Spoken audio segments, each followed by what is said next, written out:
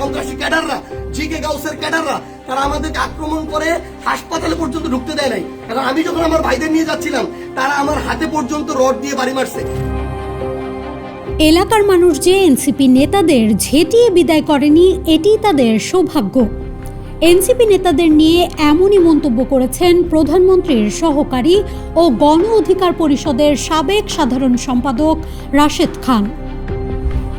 28 জুলাই মঙ্গলবার রাতে নিজের ভেরিফাইড ফেসবুক অ্যাকাউন্টে দেয়া এক পোস্টে তিনি অভিযোগ করেন, এনসিপির নেতারা জুলাই পদযাত্রায় গিয়ে স্থানীয় বিএনপির সংসদ সদস্য ও নেতাদের উদ্দেশ্যে কটূক্তি করেছেন।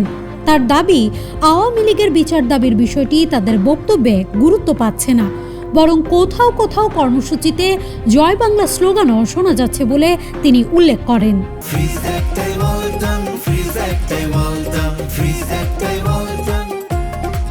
রাশেদ খানের মতে এনসিপির নেতারা ইচ্ছাকৃতভাবে এমন পরিস্থিতি তৈরি করছেন যাতে পরে নিজেদের ভিকটিম হিসেবে উপস্থাপন করতে পারেন। তিনি বলেন, স্থানীয় জনপ্রতিনিধিদের গালিগালাজ করে পরে শব্দের বিপরীতে শব্দের রাজনীতি করার আহ্বান বাস্তবতার সঙ্গে সামঞ্জস্যপূর্ণ নয়।